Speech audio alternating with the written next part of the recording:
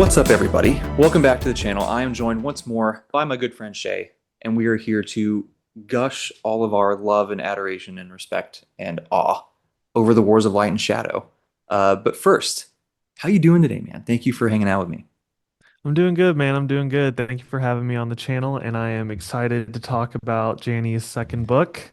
Yeah, Super pumped, and got my Wars of Light and Shadow mug with the Curse of the Mist Wraith matching, art. matching mugs. Love it. How are you doing today? I'm doing great. I things have been busy in life and a little hectic and crazy with grad school stuff, but this is a nice little break from all that to be able to just sit down and hang out, talk about fun stuff, right? Mhm. It's great. Less brain power, but well, I guess still some brain power because it's more light and Right. shadow, but different anyway. So we talked about Curse of the Mistwraith Mhm. before already, and we had I think we did spoiler free one on my channel and then a spoiler filled one on your channel. And then for Right. this one, we kind of talked about it. It's like it's kind of hard to do full length videos spoiler free at this point, deeper into the Right. series. So I think all these are we'll have maybe a quick spoiler free thing at the beginning, but then we'll probably dig into spoilers pretty quick, and probably just alternate channels and get through the rest of these books as we read this amazing series. So Ships of Merior today. Why don't we our quick little spoiler free, you know, what was your I think this is always interesting. Like, what was your maybe expectations or hopes, or what were you kind of feeling coming into this book after Mistwraith, and Mhm. how did that kind of play out? Like, what were your general thoughts coming in, and then also once you finished this book? So, I guess coming off of Curse of the Mist Wraith, I'd let it linger for a few months before getting into ships, and I knew that this was a separate arc. I knew that ships and Warhost were originally one combined volume, which is probably how you should read it, in my opinion. I think you'd probably agree with that. Read. So I was kind of nervous about like, will I be able to pick up and go? And I found in reading that that was very much the case. A little bit of time has passed since Curse of the Mist Wraith, and um, it while the characters have changed in our time since Curse of the Mistwraith in slight ways, it did feel very much like I could just pick up back with them and keep the story trucking along. It was easy. It just felt like slipping into a comfortable pair of shoes. Like so that was kind of like my only anxiety, but I was really excited to get back to Athera, to get more of Erathon, and I guess of Lysair. But yeah, what about yourself? I think I'm pretty much the same. I had a couple months, I think, after book one, and I was so excited to get into book two, and I just wanted to see because the end of book one was just like a lot happened. It was a Right. huge battle with like some really important consequences, and I couldn't wait to see the fallout of that. Basically, right? Like, how is this going to change all the different uh, groups and like how they're going to continue forward? And we only scratched the surface, I think, in book one about like the Fellowship and the Coriani and the Mhm. just all the things, the magic of the world and the history. Like we barely scratched the surface, and I just wanted so much more of that. And I was hoping that we'd get a little bit more, and we did, which was great. We did. Um, Still don't know everything by a long shot, but we certainly got some cool stuff that we'll talk about here. But that I think that was my main excitement was I wanted to see how are we reacting to the end of book one, and do we get Mhm. deeper into some of the into the world stuff. Mhm. And it was very satisfying. And as you said, I also read this and Warhost back to back, and I'm really glad that I did. I think you would probably agree. I think you've talked about this too. You can read them separately, and it's still super Mhm. satisfying. But like you get that little extra punch, I think, if you do them together. And Janny has, I think, told both of us that like that's she wrote it as one book, right? So it's sort of Right. tended that way.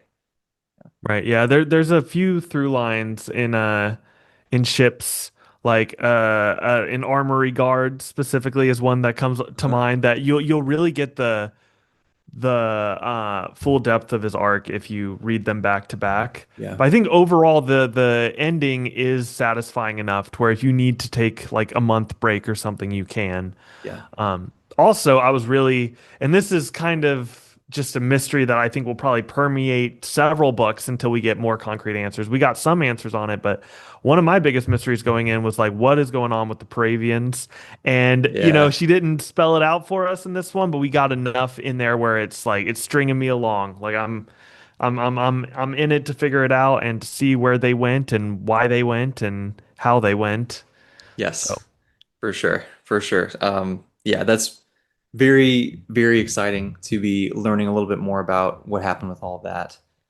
and like you Um, said, the Coriani is something where you're always like, what do they want? What do yeah, they want? dude, I was so in because we talked about this in our other discussions. Like we're sort of positioned through the way the narrative is presented to feel that one of these groups is sort of the good guys and one of them is sort of the bad guys, and Hmm. but you go through book one and it's like, man, is that true? I don't know, Yeah. maybe, but I don't know. And just I love that kind of dynamic of like you're just not sure who's really telling the truth, and it's fun. It's fun. Yeah.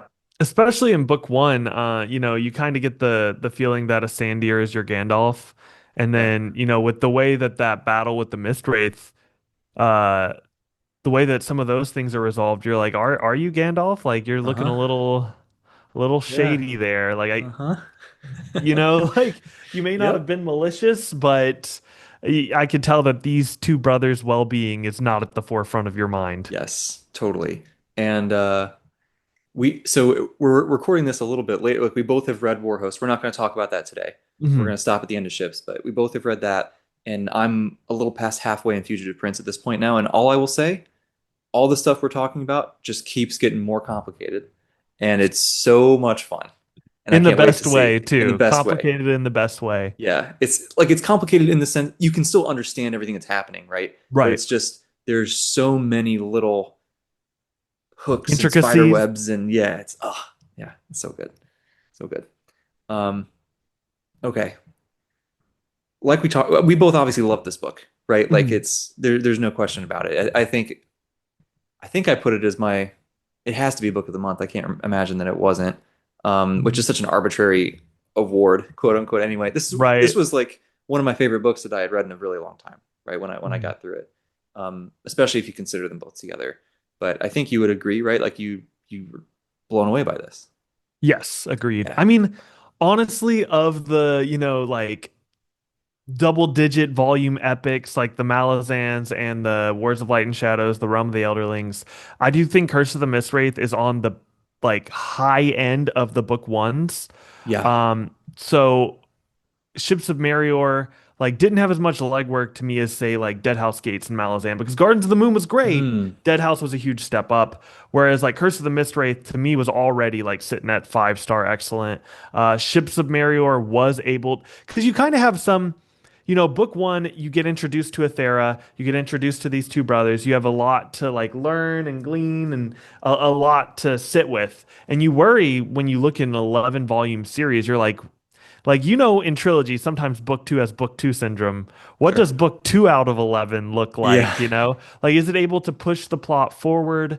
And I found in the case of both books two and three that yes, they very much feel like in reading ships, it doesn't feel like you have 9 books left of stuff to go. Like it feels like the Yeah. plot is progressing. Like it feels like you're going somewhere. We just know that there's so much more, Hmm. but it doesn't feel Hmm. like we're just plodding along. It doesn't feel like book two of 11 to me. No.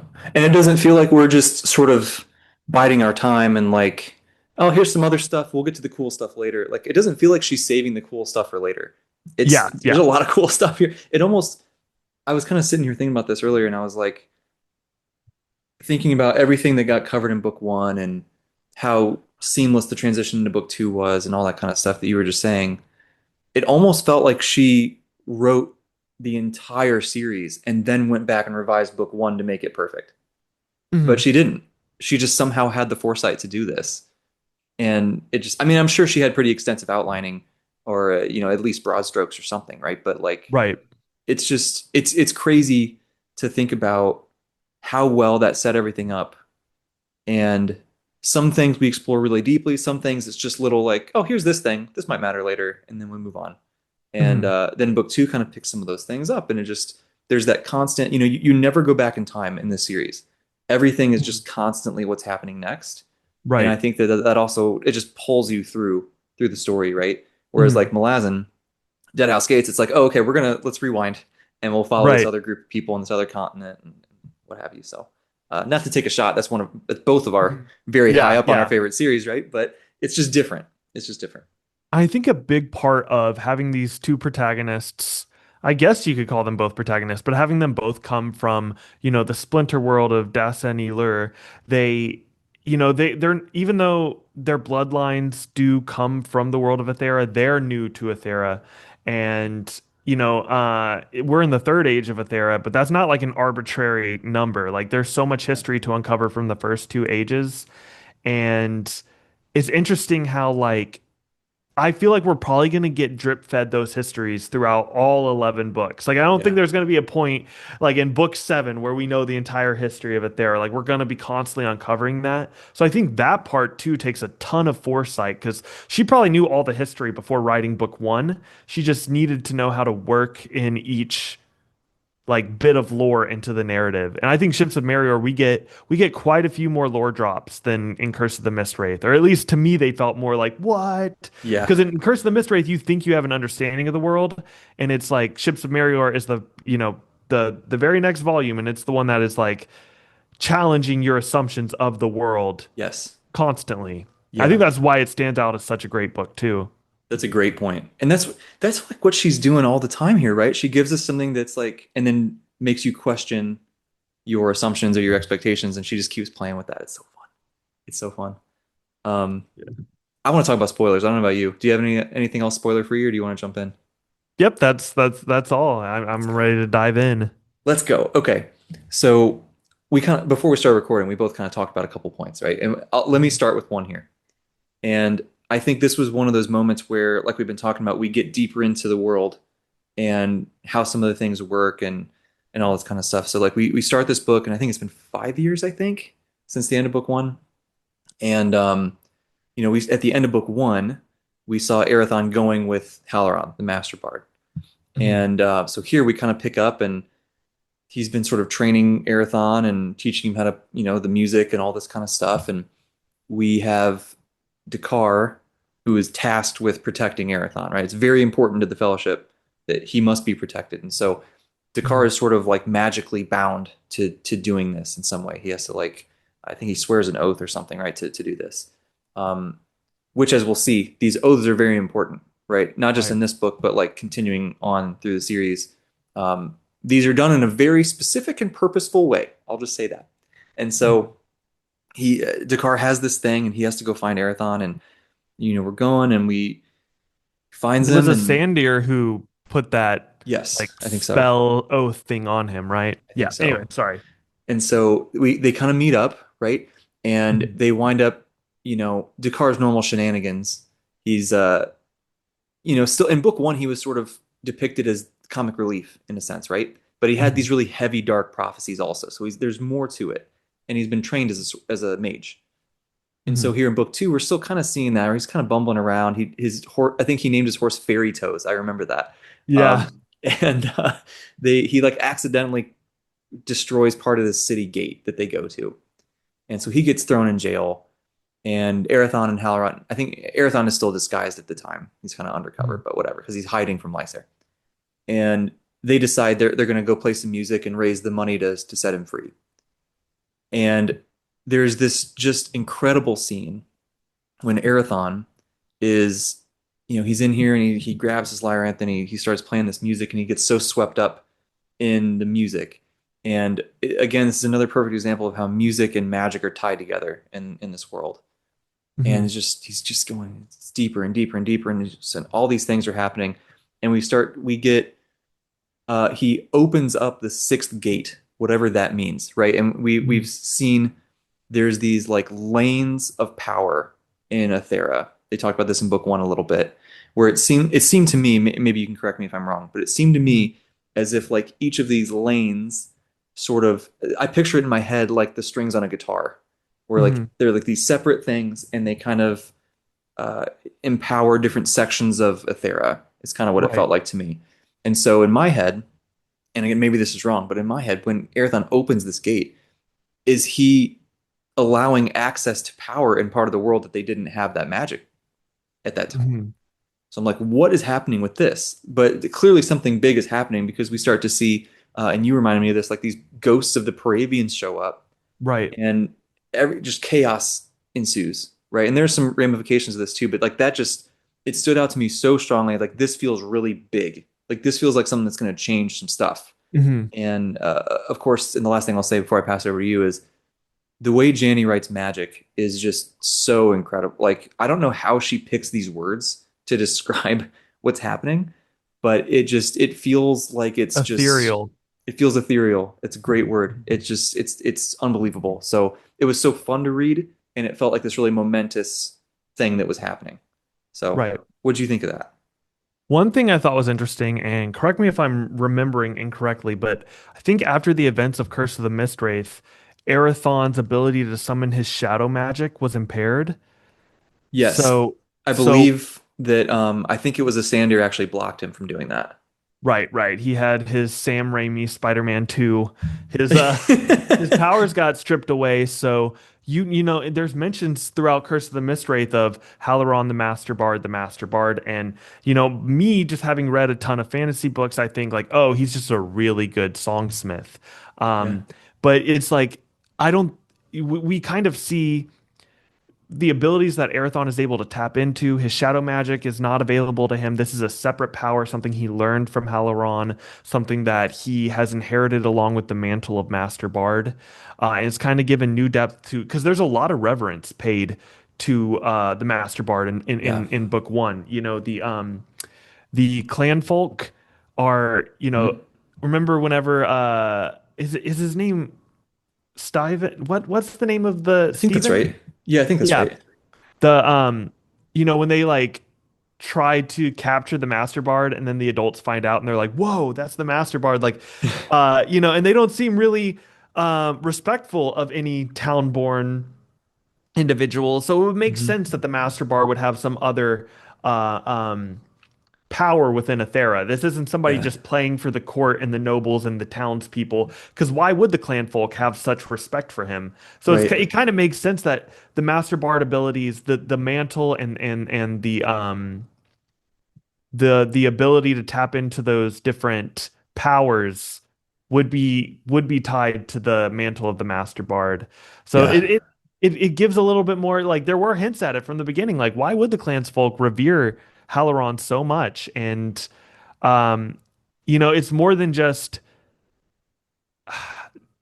Erathon's apprenticeship to Halaron is more than just him exploring his love for music and him getting to live out. Because, in Curse of the Mistwraith, he really wanted to be a bard more than he ever wanted to rule. And, these 5 years that we skipped over are probably the happiest years of Erathon's Yeah. life, honestly.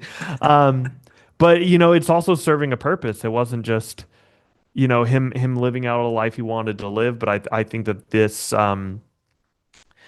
what Halaron has passed on to Erathon will be very important moving forward. And Yeah. yeah, dude, it was you could feel it on the page, like it's ethereal. You could feel it when he's tapping into those energies, when you are feeling this sort of Paravian presence um permeating, I forget, where were they at when this happened? I wrote the city down.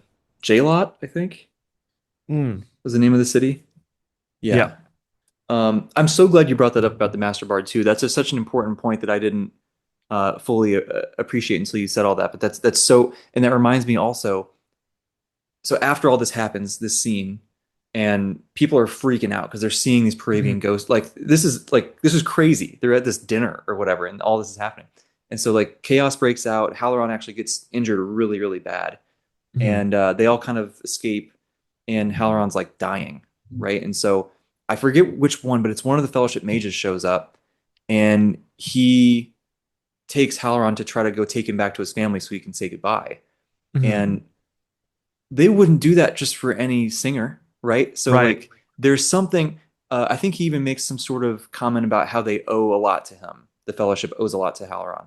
So I'm really hoping that we learn more about what's going on with that as we continue on, because it seems like there's more than meets the eye with everything in the series, but like with Right. this.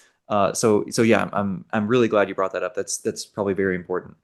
And even no matter how much Dakar is he has this strong hatred towards Erathon. He has immense respect for Halaron. And that could Yeah. partially just be how Halaron carries himself. But I think it could also be part of the mantle of, the Master Bard.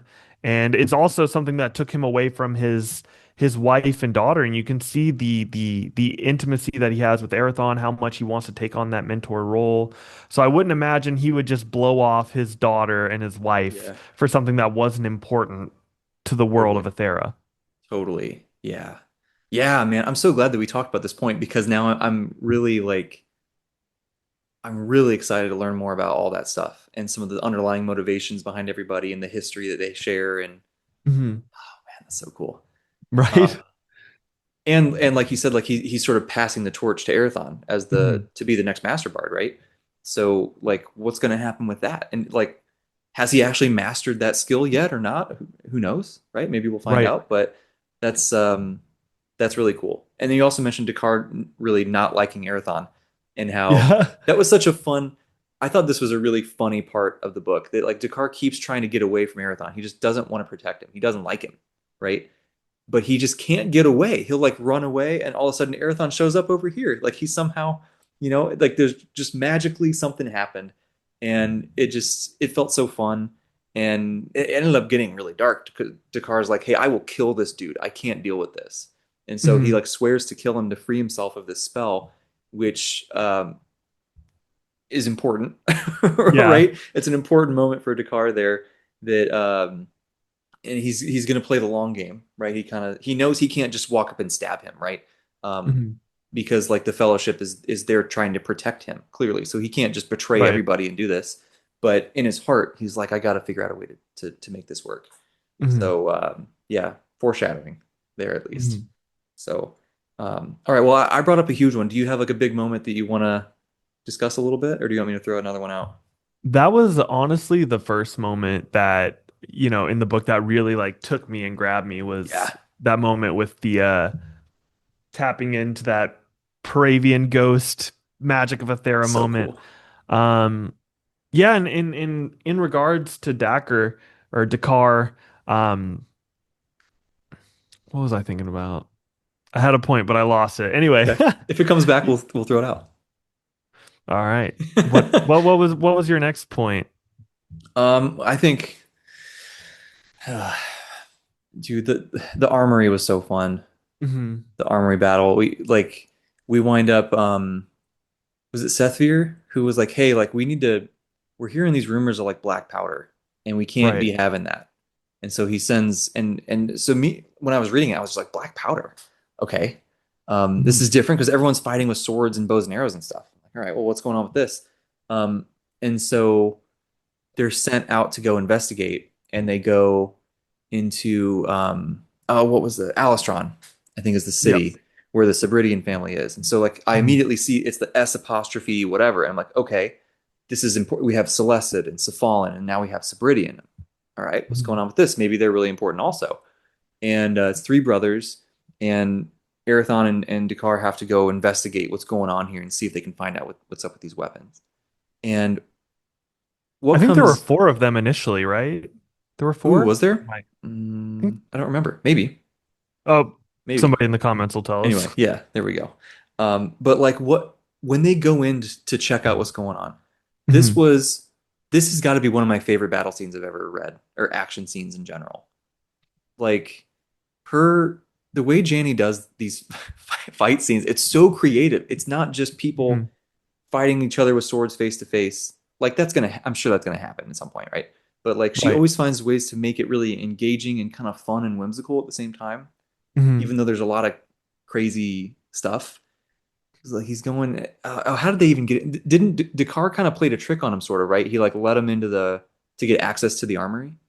I read that as Dacker like was actually trying to backstab Erathon because he was frustrated being roped along You're with right. him. You're right. Yeah, he Because he was was like, "This actually is my trying chance to to get him." backstab him, Yes. but then it like played like Erathon banked on him backstabbing him, Yes. so it played into his plan. So by the end Yes. of it, the Sabridian brothers were like, "You betrayed us," but really, he was trying to betray Erathon, and I think that's why it's such a great scene. Is because later on, um, I don't want to get into spoilers for later in the series, but later on, and then earlier, like in the finale of Curse of the Mistwraith, there isn't a lot of whimsy with those battles because Janny's Yeah. trying to show the disparity, the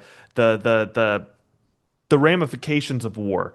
And Mhm. to say like this more whimsical Peter Pan-esque action scene does have ramifications for some characters that we will Sure. see, but it was really able to hit on like it was just a ton of fun. It just felt like Yeah. a fairy tale. It did. Peter Pan's such a great way to describe that. I love that. Well, Um, Arathon was Peter Pan. Like yeah, jumping around through the rafters and like he it's in was the armory, making right? Dakar and all the Sabridian brothers just look like goobers. So Yeah, 100%. He's like throwing a helmet to go make noise over there and like pulling down the saddles to crash down and collapse on top of this dude and like just everything is dark and he's like using noise and misdirection and all. It was just so fun. And the whole time, Erathon's like clocking in his head. Oh, they have this many swords. They have this much stuff. They have this thing. They have that thing. He's like inventorying everything that they have here, looking for this black powder stuff, and they find it. And what does black powder do when you put a torch close to it? You know, we have a little explosion, yeah. and but it's just again, it's like Jenny's so good at just having like everything perfectly leads to the next thing, and it's Mhm. also logically laid out, and I just loved everything about that battle. It was so much fun. Right. And So not only did it introduce it did so many things, right? Like you're able to look at the growing friendship slash rivalry weird thing going on with Dakar and Arathon. You're able to mhm. introduce the Sabridian brothers, which will be important in both Arathon and Lysair's story arc moving forward. Yeah. And it's setting up, well, the armory captain, his arc is Uh-huh. being set up, and it is also unveiling to us, the readers, as well as the Sabridians, why there are these laws, these charters in place to ban black powder, and Yeah. it's hinting at the relationship between humanity and the Paravians and where the Fellowship fits in with all of that. So it's doing like four things while having this Yeah. fun little action scene. It's doing so much. We got to talk more about the laws and the Paravian human stuff. I remember when I read the chapter, I wrote a couple notes down because it was like there was a lot happening and I wanted to be able to keep it straight. I don't know how well you remember it, but I'm Mhm. happy to just kind of rattle off my notes if that's easier. Yeah, But yeah, of course. okay, let me find it. I remember it's chapter 9, right? Because I remember chapter 9 just blew me away. Also, you mentioned it introduces the Cibridians, right? It Mhm. also really just perfectly you immediately know who they are and what their character is like, right? Because Yeah, we see Brancion, the older brother, he's like wise, cautious, and that's so clear. We see Parian and Keldmar, who I think are Mhm. twins, Mhm. that they have like this kind of fun, bantery rivalry thing going on. And Myrn, so you're right, there is four. I was wrong. Myrn is a little bit more hot-headed and like emotional response. Like they're all distinct and they're all so Right. clearly laid out. It was perfect. But anyway, so this stuff is happening, right? And then Sethvir shows up and he's like having a heart to heart with these guys, and he's like, Listen, this is why we can't be having this, right?" And he's got okay, hundreds of years ago, in a different world, Sethvir and the other mages developed a black powder weapon, got out of control, brought horror to that world. So like something horrible happened with these weapons on a different planet. And then because of that, they formed the Fellowship, moved to Ethera, found the Paravians there, and made a pact that we have to protect this place. We cannot have this black powder stuff happening. So they make Mhm. this deal. Um, and then he goes and says back in the first age, so like you said at the beginning of this call, like we're in the third age of Ethera right now. So Mhm. back in the first age, before the humans were there, before Paravians were there, it was dragons. And so like this is our first like okay, humans are definitely not native to Ethera, Right. and the Paravians aren't even the first race. Like we know that they're old and they've been gone, and we don't know why, but they're not even the first thing. It was dragons, which is Yeah. who doesn't love dragons, right? So we see that we have dragons here.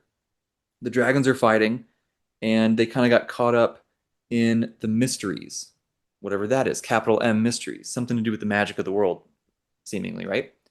And because Song of of the this, Mysteries. Song of the Mysteries. So because of this, Yeah. we have these other creatures that are created out of this weird uh, issue that they're having with the magic in the world. And I think they're, I said Serdluin, how I pronounced it. I don't know. It's like these, it's on Curse of the Mistwraith, the statues are those things, right? That we're seeing on the cover of Curse of the Mistwraith. It's like these weird cat like monster things. And Mhm. so then they start to battle with the dragons. And by the end of the Second Age, I think the dragons have sort of more or less killed those things out, or they're sort of struggling. But then Ath, the creator, God, Mhm. Right. creates the Paravians and he brings them in here to help heal the world. And so we have the Mhm. three types of like we're getting so much lore here, guys. This is nuts. Yeah. We have Yeah. three types, right?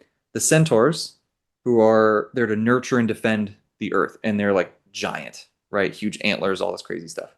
We Mhm. have the sun children, who are there to, I guess, sort of just be good vibes for the most part, like they're kind of celebrating and joy and happiness and all this stuff. And we have the unicorns, who are sort of connecting everything together and represent love and connection and all that kind of stuff. Mhm. Um, the Paravians and the dragons join together to fight these weird cat predator monster things, Mhm. Serdluin, and the Drake spawn, which I can't help but think, if we've read the Gallant, sounds a little similar to some of the stuff we see in the Gallant, right? So Mhm. there might be something going on there, and potentially the aftermath of that is what Varane is looking out for at the Myrtle Vein Swamp with the meth snakes, because we got to make sure they Right. don't come back, maybe. So we have this huge war, Paravians and dragons versus these Slayer Deluan and Drake spawn, Mhm. and it's just like destroying all kinds of crazy stuff, right?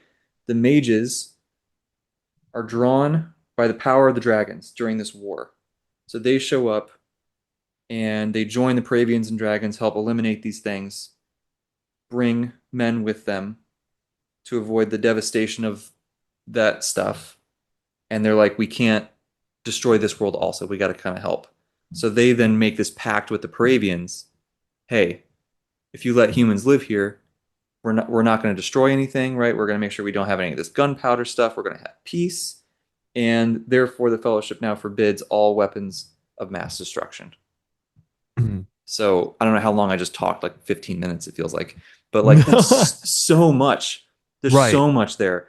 And so like I don't know, but I just remember I read that chapter and just put the book down. It was one of those you just you gotta like gather Yeah. yourself because it changes everything to see behind the curtain like this.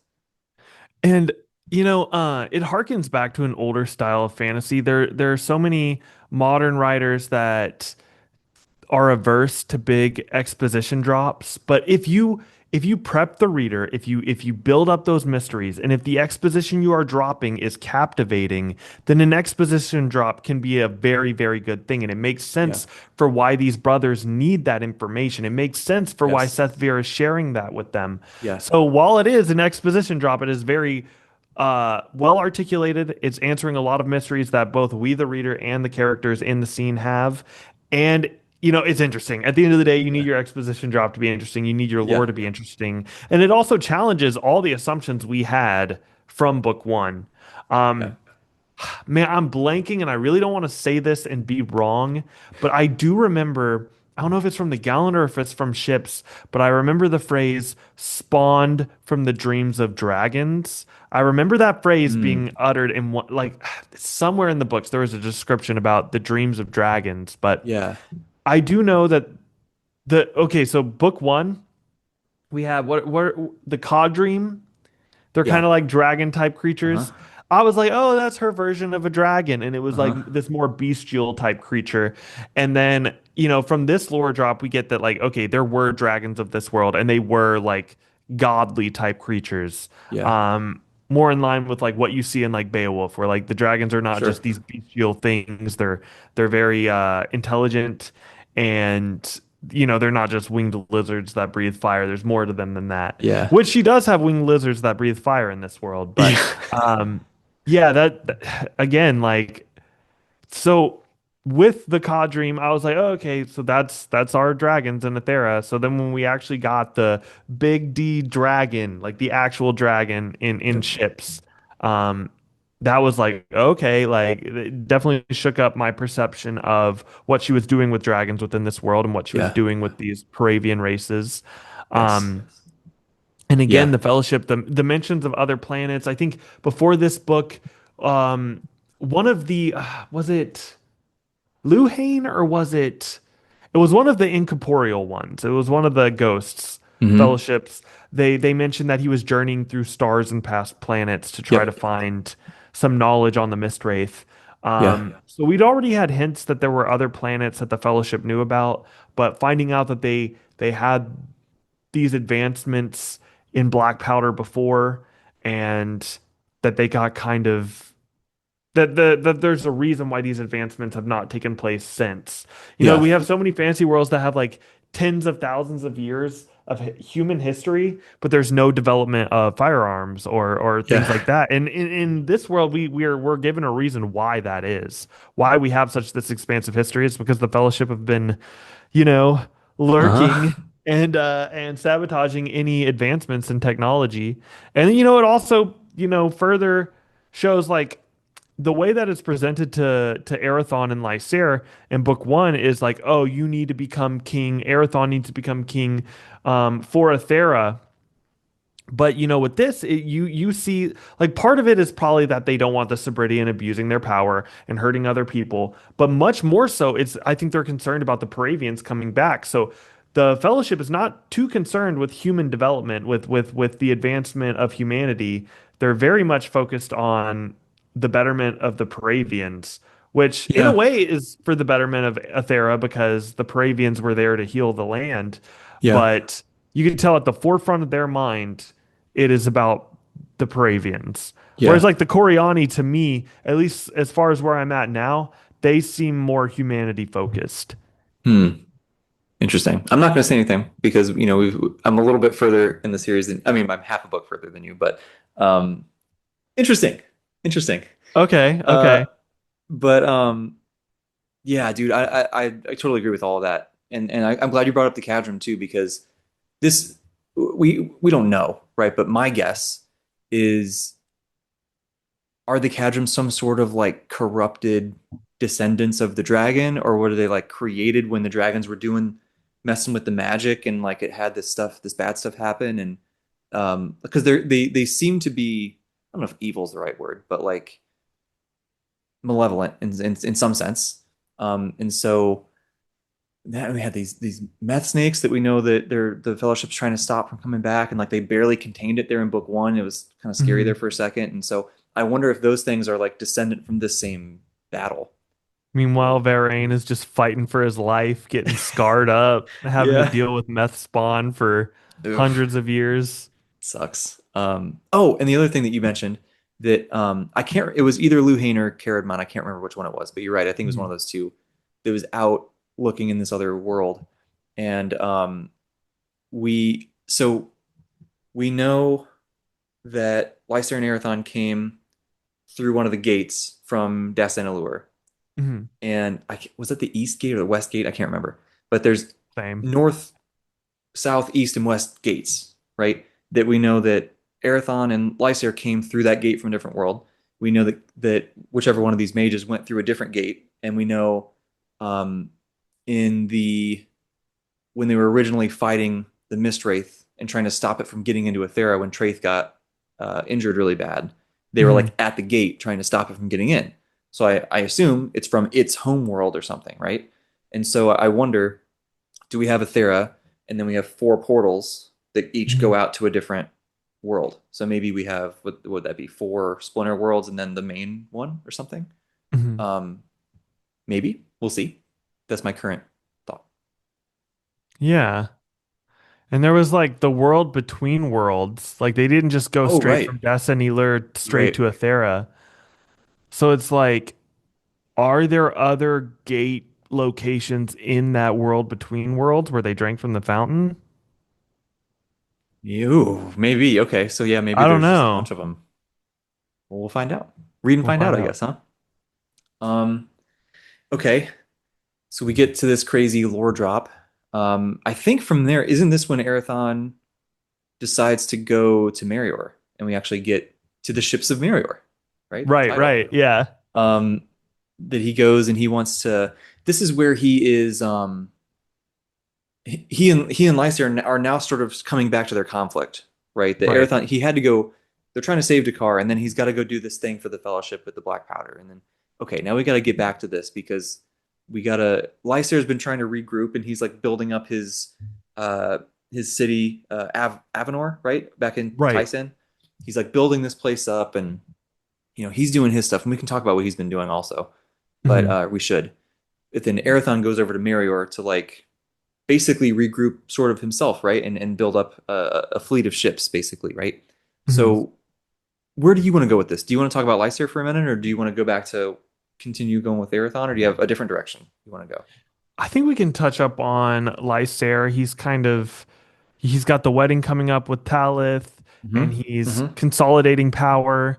Arathon, at this point in the narrative, you had the clansfolk that were willing to swear loyalty to him, that did swear loyalty to him, but he didn't take that time to group up and to form, to consolidate power. Whereas that is what Yeah. Lysair is doing in ships. He's Right. he's he's gearing up because in his mind, Arathon is the root of evil, and he has to Yeah. take him down. Meanwhile, Arathon is just being a hippie bard, just And floating he's around like he's he's trying to be alone, right? Like yeah, he doesn't want Lysair to kill all these people that he cares about now. So he's mhm, trying to like let me get away and not lead him back to you guys. exactly. Yeah, Yeah. he's just fleeing not for his own want of life, but to protect those around him. Yeah. So Yeah. Yeah. So that's good that you brought up the wedding too, because they actually do get married here, right? yes, Lysair and right. Talith. Yeah. Yeah, because he has the boar hunt or whatever right after the wedding, where Hmm. he wants to go off and do this thing, and he winds up finding the Coriani enchantress, and they like talk, and he winds up. I think he's, if I remember right, he's sort of like I don't know about you, right? He doesn't really know what to make of it, and they keep Hmm. talking, and they wind up deciding to like they make an agreement to sort of work together to get at Erathon because he's just so blinded by Erathon is evil. We got to stop this dude, right? He's causing Hmm. so much destruction, and so they make an agreement to work together, which is like I think is this the first time that we see either of the brothers like purposefully and decidedly work together with The mages? Coriani. Yeah, at least the I core because Erathon's sort of I don't know stuck with the Fellowship and to some degree like they I mean, latched yeah, onto you could him and say they're him going after the armory was him oh working in true line with the true Fellowship's design. So I guess true he's kind of working with them. yeah yeah But in terms of like trying to use their power for his own interests, like that's yeah kind of Lysair. I think that's the first time either brother has done that. Like has set yeah out like, hey, let me use your power to get at my brother. yeah yeah which is um Oh, and we forgot to mention Maynol. I think one of the first scenes in Ships yes with Lysair was Maynol. She's kind of calling him on his BS. uh-huh And she is that's somebody is she his Kth Dayan of his yes right? So she's supposed to be the one that is supporting him, and she's just like, no, no, no, no, no. You're not right gonna bring this kingdom into war for your own petty, mm-hmm petty squabble. People aren't gonna die for that. Like right she is big picture, she in a way is that Lysair is not. So yeah that's an interesting thing because it's kind of a just assumed because you see in book one how Erathon's Caethdaean is like yes whatever you say Erathon even though Erathon's like nah nah nah nah nah yeah whereas Maynol like Lysair almost expects it I feel in the beginning of the book when she's like skinning that animal and he's like yeah we're gonna go off to war we're gonna fight yeah Erathon and she's just like no I'm not I like think he's so used to how things worked on his homeworld, where like the royalty, like everyone just does what they say, and right he's used to right having that power. And like on Ethereum, it's just not like that. People are like, that's the Caethans. Janny corrected me on this, and I'm so glad she did because it changed how I viewed this.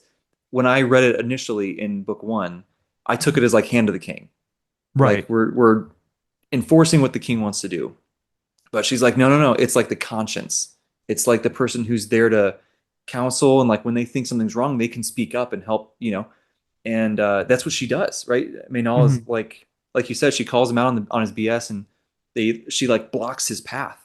And she's Right. like, you cannot be getting this army. And she takes all of his stuff. She like steals everything to stop him and to save the country. And so she's like doing the right thing there in her perspective to stop this from happening. And he's just like, you can't do this. You betrayed me, you traitor. Right. Right. So, Right. and, he does he take her prisoner immediately? I think they wind up killing her for Yeah. like Yeah. treason.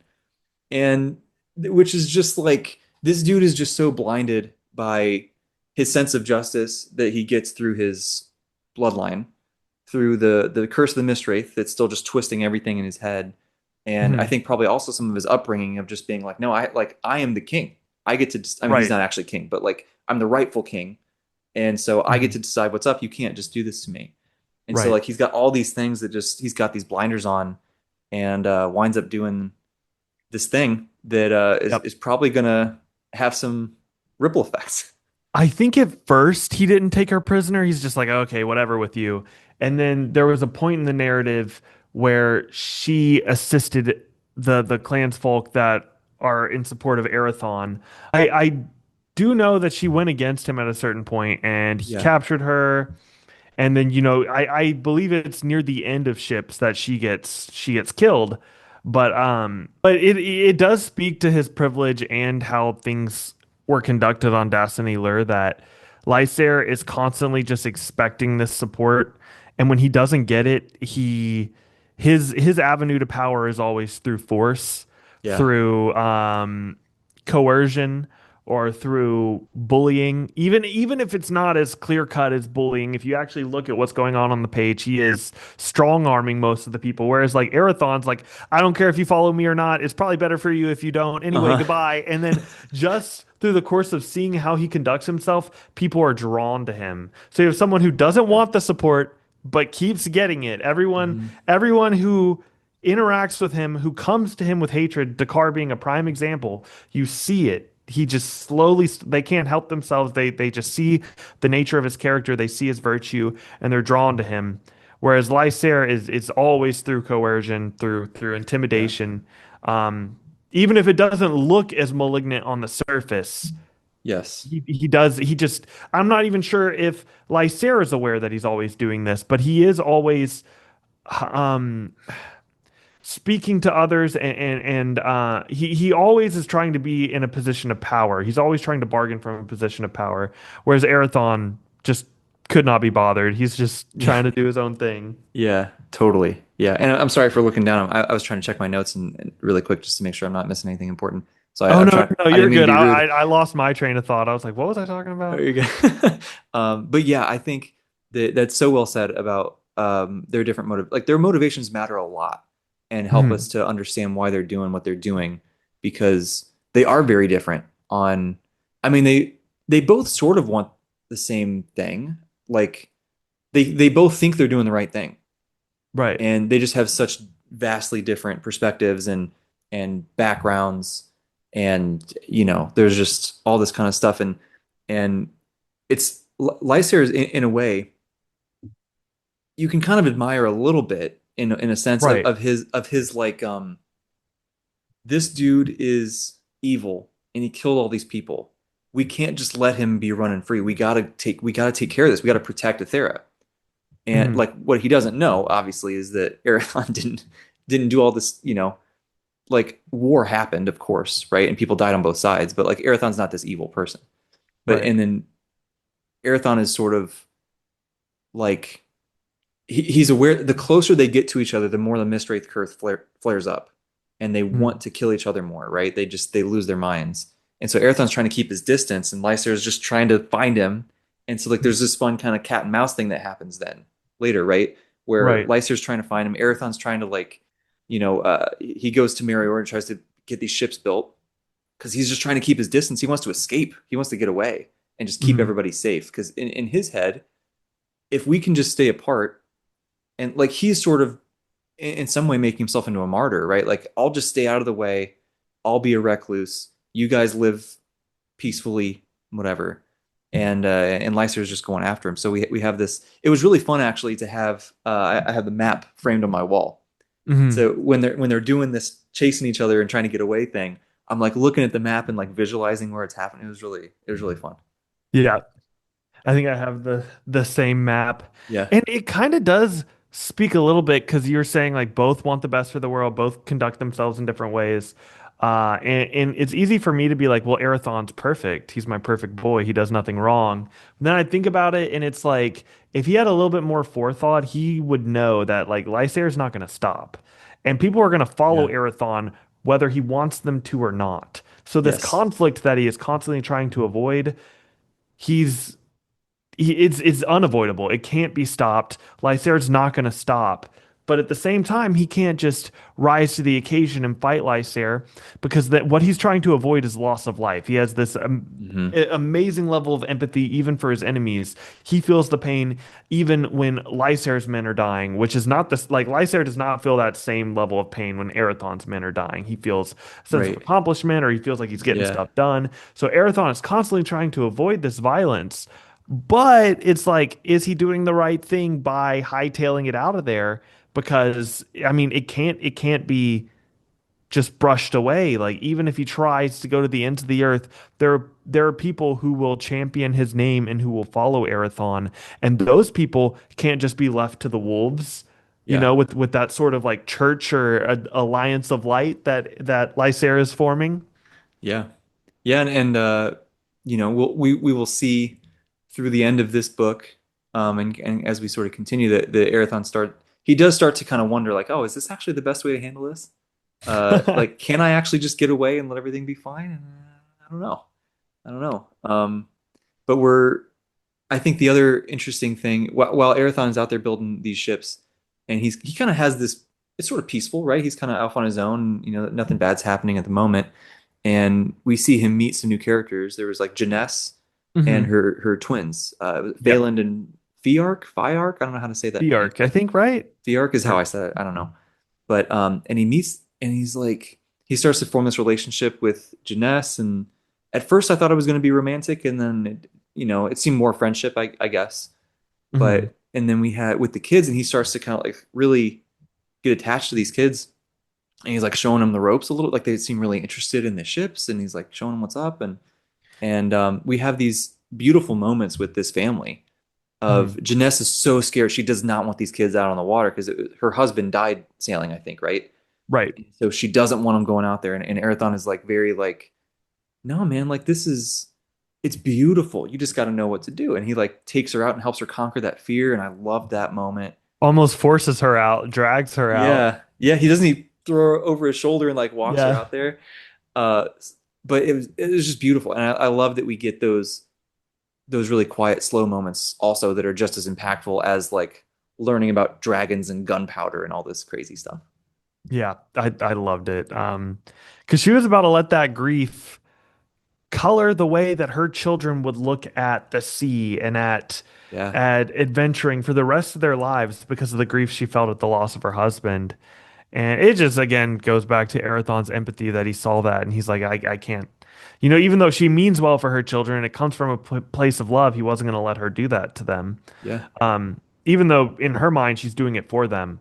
Right. But that I agree. That was one of the highlights. Much like in Curse of the Mistwraith, where he's in the alley and he's making the shadow ships with the Uh-huh. children. A lot of the scenes with Arathon with children, his relationship with children, I just really love how Yeah.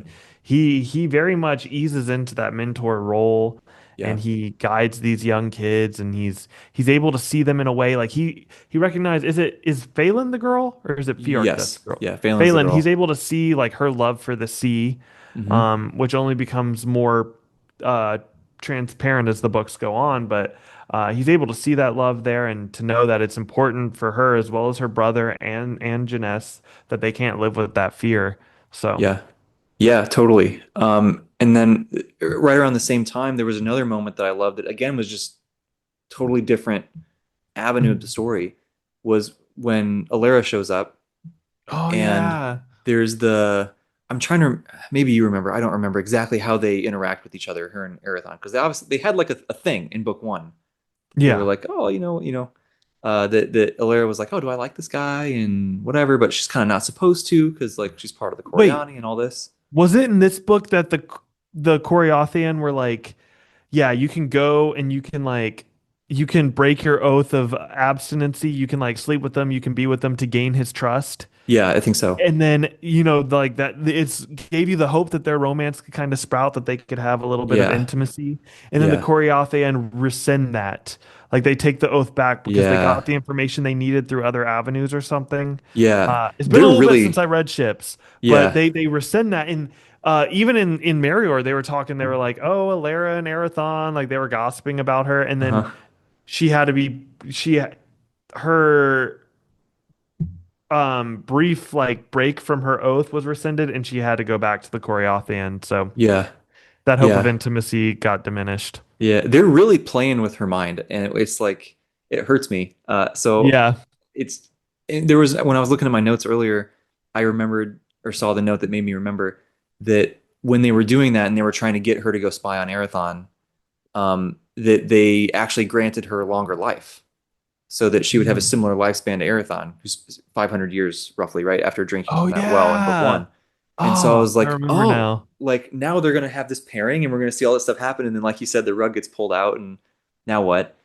But so Alara's there, and she's kind of working as like a healer or something in the town. And what stuck out to me was when the sailor comes back from this voyage, and his hand is all mangled, and like they have to, her Alara and Arathon sort of team up to heal him.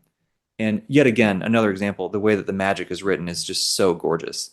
Mhm. But this was an example of this whole book is an example of Janny's life experience. That like we know she's been out sailing, she knows how to do all this stuff with the ships, and like I don't know about you, I've never read anything with boats that felt more authentic than this. Oh It's yeah. Oh yeah. unbelievable. So you can really tell. And then when we get into this moment when they're trying to heal this guy, it's like all of her first responder experience is coming through, where it's like it's really tense and it's really uh, it's this super important moment, but they have to try to stay calm and they have to Mhm. just do all these very meticulous, very like they can't mess up, really high stakes. It was such a tense and like on the edge of my seat moment when there was no fighting, there was none of this crazy stuff. They were just trying to heal this guy. And Right. it's just another one of those like chef's kiss kind of moments that she's able to captivate your attention that strongly in a scene like that. Yeah, I didn't even make the search and rescue connection until you said it before we started recording, and I was Yeah, like, oh. yeah. But yeah, I agree that also the way she writes like nautical stuff, it makes me question how much other authors knew about ships when they were writing because Yeah. my knowledge is so like non-existent for not I've Me never too. been on a boat. I've like aside from fishing trips, I've never been on a boat. So when Uh-uh. other fancy authors describe it, I'm like, yeah, I guess. I mean, that makes sense. And then Yeah. reading Janny, I'm like, it didn't make sense. But Janny ruining other books for us yet again. exactly. But yeah, the search and rescue aspect, I agree. And then in no other work do you get like maybe in Malazan as well, where they use magic to heal and it just feels very visceral and real, and you Yeah, can feel the weaving of the person's body as the flesh is being mended. Um, yeah, it's just really something special with the way she writes it that. really is. It really is. Um, you know what else is something special that we have to talk about is the What's up? ending. We got to talk about the Oh ending. yeah. So you very cleverly foreshadowed that scene in book one when Arathon's playing with the kids and he makes these little ships out of shadows to entertain them. Mhm. Uh, would you like to introduce us to how this book ends? So the same thing in the alley, just on a bigger scale. Uh-huh. And then was it at that point Steven and Arathon had met up? Steven or Yes, I think so.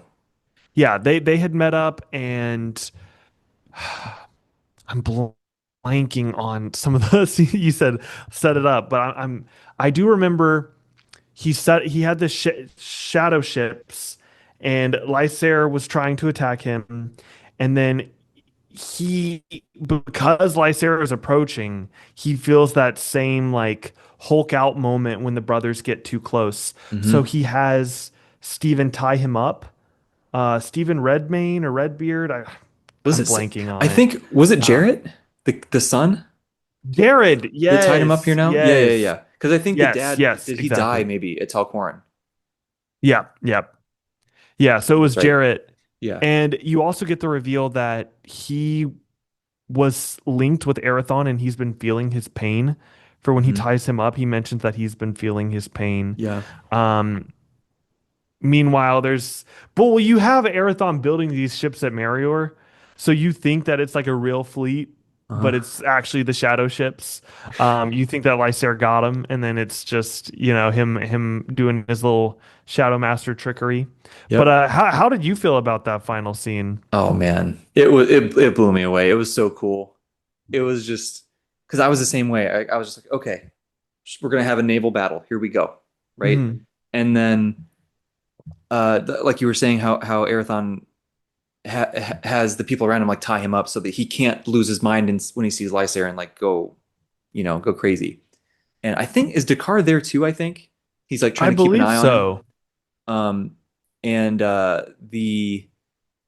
the ships are sort of approaching, and Lysair starts going crazy with his light powers, right? And it's like these lightning strikes, these beams of light are, he's like attacking the ships, and it's just super tense and super exciting, and I loved it. And then like the shadows kind of go away, and we see Lysair just torched his own fleet.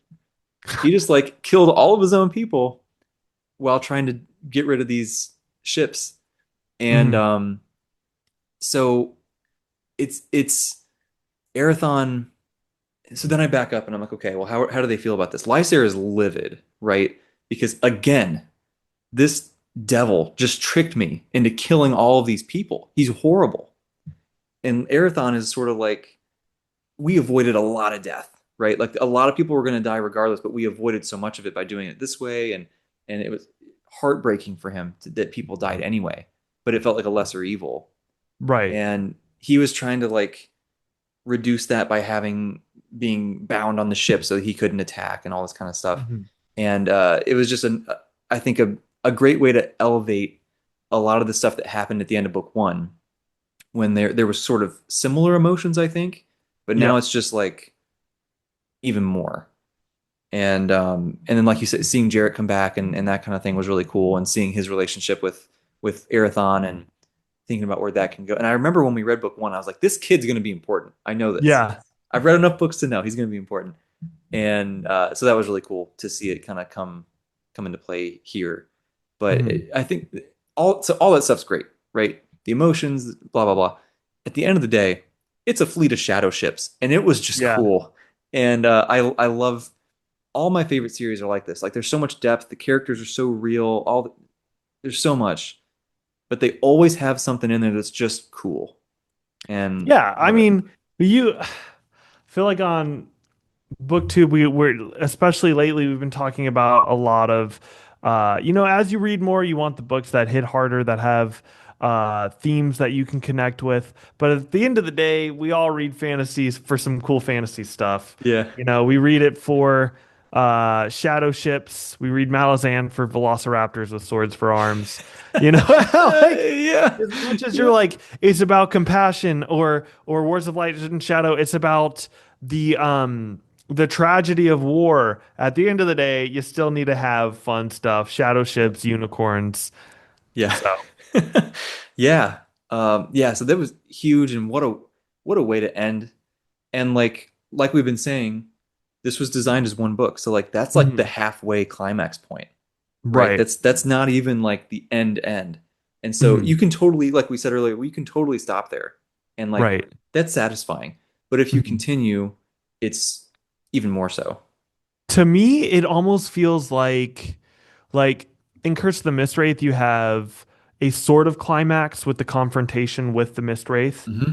and then you go on, and then you get more and more and more until you get that final battle. It kind of felt Yeah. like the midway point of that book. This kind of feels similar. Like Yeah. you could stop here. It is satisfying in a way, but you'll get way more depth if you continue onward. Hmm. Um, But I think Warhost does a pretty decent job of catching you up, and you pick up right after, like right on Yeah, the heels of Ships. yeah, So I do think the best reading experience will be back to back, but I don't think you'll lose anything. yeah. I would agree with that. Um, and so maybe a good place to kind of round this out is to like where we're leaving everybody at the end of this book. So like obviously this battle just happened. So Mhm. like Lysair is kind of like, well, now what? My fleet is depleted and all these people died, and Erathon is like, I just had to do this, and this is horrible. But like, hopefully, this does something good in the long run. And Dakar is still there. He still is sworn to protect him, but he wants to kill him, and he just wants this Right. to be over. And Jarrett's back, and we mentioned Lysair sort of made a some sort of pact with the Coriani there after the wedding, and he's married to Talith now. And what else have we said? I'm just trying to kind of run through all the stuff we've. Maynal was killed, Maynol. and so it's her. Oh, and then we get the I re- which it wasn't Luhane. Was it Luhane or was it what's the other incorporeal one? Caradmon, It might have Caradmon, been however. Caradmon, Yeah, who was journeying through the different worlds, but I remember I he think it came was. back into Athera right as she died, right? Like they Yeah. have that moment where the fellowship seemed to care quite a bit about Maynol's Yes. demise. Yeah. So I think there is more to Maynol than we might have realized within this book. I think so I too. mean, she's gone now, but I definitely think with the way the Fellowship treated her and her death, um, that mattered. I don't know all the facts yet. I don't know exactly everything, but I remember he came back and it was right at the point of her death. And to me, Mhm. that was kind of like, yes, at the ending of Curse of the Mistwraith, there were quite a few things Lysair did that I thought were pretty unforgivable. But with the murder, the execution of Maynol, that did feel like kind of a point of no return for me. But Mm. we've got 8 books left. Let's see, three. Yeah, we've got Uh, like 8 books left after Warhost that I yeah. haven't read. So Yeah. I guess we shall see. But when I was reading Ships, I was like, dude, killing your own Kth day in, like rook move. This guy sucks, man. Yeah, I mean This for guy real. sucks. But yeah, so Fuck. we'll see what's up. And I think was it her nephew? I think that's going to take over the Kate Dan position. I believe Um, so. so like so we had that. We had the Fellowship is out there. They're still trying to. They seem to kind of be sided with Erathon, and they're trying to protect him and that kind of thing. And the um the Sabridian brothers are now, at the beginning of here, they were kind of aligned with Lysair more, but now it felt like after Sethir told them all that stuff, it seemed like they're kind of like, ugh, I don't know. Mhm. They're kind of like trying to figure out what direction they're gonna go. And No, who else do we have? wait. No. Because he, wait. Now I'm remembering, didn't he wipe their memory after he told them? So they don't remember why their armory You're got right. destroyed. You're right. The conversation got wiped. You're So right. that's why at the end of Okay. Ship's beginning of Warhost, they're more in line with Lysair at that point in time. Because all they know is that Erathon destroyed their stuff, and they Yes. don't remember the exposition dump that we the readers have the context of. They know that their armory was destroyed, but Yeah. they no longer have that context. Because I think it was agreed, like Seth Vera is like, the four of you, I will give you the information, but you will forget it afterwards, and you can no longer have black powder. Otherwise, we're going to destroy everything that y'all That's right. have. That's So right. Yeah, they were starting to be like, oh, I don't know about all this stuff, and then he wiped it, and so now we're kind of back to square one they of like hate Arathon yeah, they're hearing the rumors because of this guy destroyed your stuff, and he's yeah. just some rapscallion that blew up their stuff for no Yeah. reason. Yeah. Um, and the Coriani are still, so they're kind of working with Lysair a little bit. They had sent Alera out to kind of see what's going on between her, to spy on Arathon or whatever.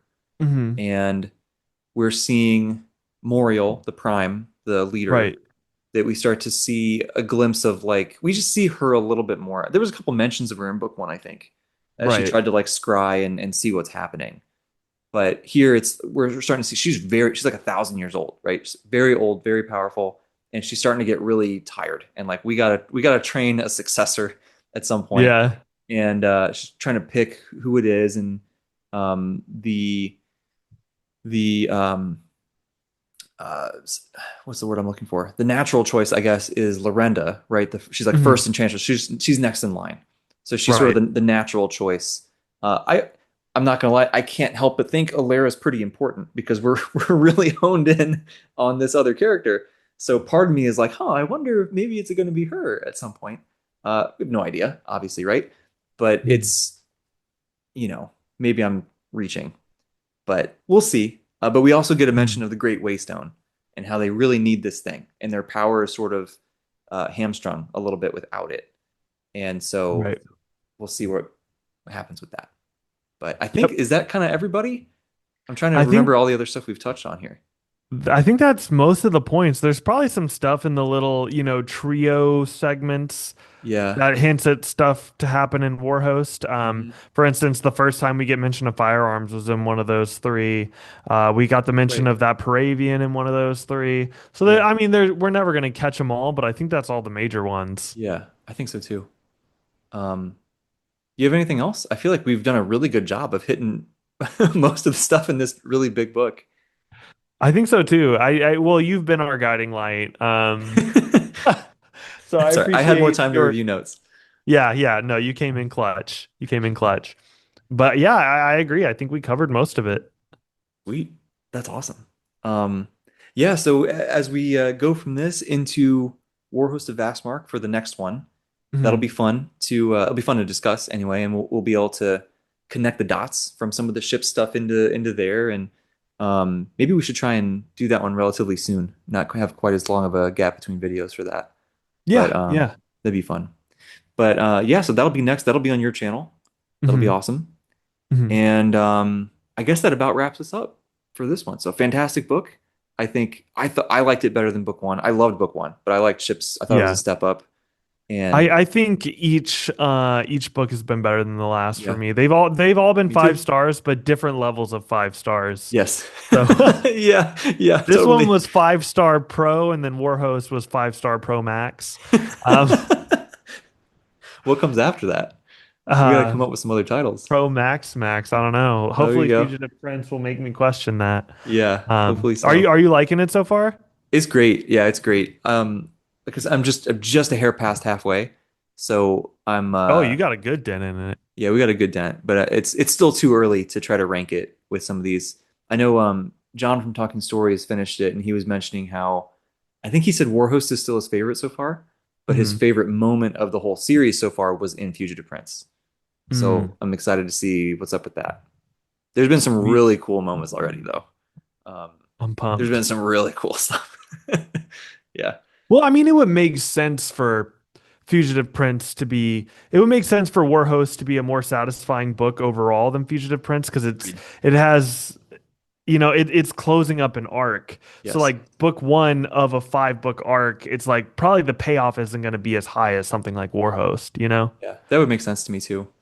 Um, yeah. So very excited to see where the series goes from here. Very excited to talk about Warhost of Vastmark with you. And I guess that's about it, unless you have any closing thoughts. I think that's all I've got. Sweet. Awesome. Well, Heck yeah. everybody watching, thanks for watching. Thanks for hanging out with us.